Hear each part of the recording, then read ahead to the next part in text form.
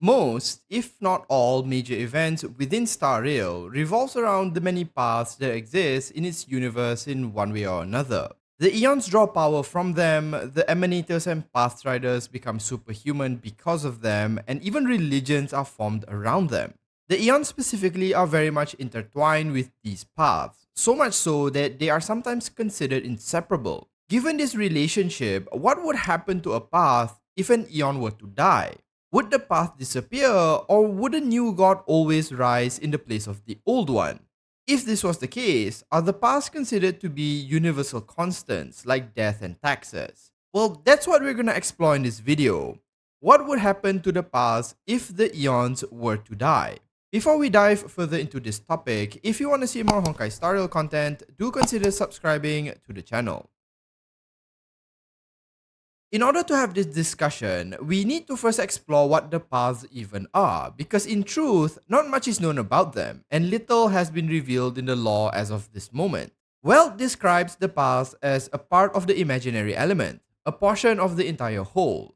According to him, when certain conditions are met, beings called Aeons gain access to a section of the imaginary and can co-opt part of it for their own use. The way he describes it makes it seem that Aeons can take over a portion of the imaginary, and it becomes an energy source that they can freely use and access. In exchange for this power, they are in turn bound to what's called the Primer Mobile, which forces them to act in accordance to the concepts that each Aeon represents. So for example, the Aeon of Destruction has access to the raw and near limitless potential of imaginary energy, but can only use it to carry out actions that are in line with the concept of destruction.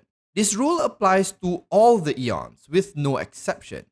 But this doesn't really answer the question of whether the Aeon or the path came first, only that the Aeons have access to imaginary energy. Thankfully, Himeko sheds a bit more light on this subject. According to her, the birth of an Aeon always gives rise to a path, meaning the Aeon actually comes first. This means that whenever a particular concept, such as destruction, becomes concentrated enough in the universe, an intelligent being, likely one that exemplifies this concept the most, will ascend to godhood, and in doing so will apportion a section of the imaginary into the path that the Aeon represents. So think of it like this. Whenever a god is born, they take a piece of imaginary energy that flows infinitely throughout the universe and earmarks or reserves that portion for their own personal use, in line with the concept they represent. And this is what becomes the path. So every time an individual's will aligns with the concept of a particular path, they can then tap into this reserved source of energy, becoming path striders. But what about the question I posed in the intro of this video? Does Himeko say anything about whether the fate of the path is tied to the Aeon? Well, as it turns out, she does. Himeko goes on to say that while the paths are opened whenever an Aeon ascends, if the Aeon themselves were to disappear, the paths would remain open and cannot be closed.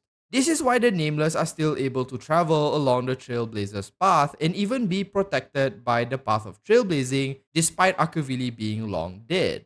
While we haven't seen it happen, it also means that after an Aeon dies, it's likely that another being with a strong enough will can take its place and ascend to Aeonhood, given the paths that represent their concepts continue to exist. This is where the story becomes murky, because there just isn't much information on how one ascends to godhood, and this is precisely the thing Herta and the simulated universe aims to figure out. So it would seem that if we take what Himeko and Welt have to say as the truth, then the answer to this video is that when an Aeon dies, the paths remain open and continue to exist. But let's play devil's advocate for a second. What if both Himeko and Welt are wrong? And is there anything that points to them being so? Well, it's a bit difficult to answer or even guess. Throughout the story, we have seen quite a number of Aeons die or supposedly have died. Akavili the Trailblazer, Enna the Aeon of Order, and even Idrilla the Aeon of Beauty. Among them are those that we don't even know are still alive or not, like Long the Permanence, Ouroboros the Veracity, and Tezeronth the Propagation. While we know some of them were absorbed by others, like Enna being absorbed by Shipe, it's tough to tell whether the path themselves still exists after these Aeons have moved on. The only example I can think of are the Knights of Beauty. Given Idrilla is said to be dead, the Knights of Beauty such as Argenti do seem to still be in operation and likely still pull their power from the Path of Beauty itself. Unfortunately, that seems to be the only one that comes to mind at the moment.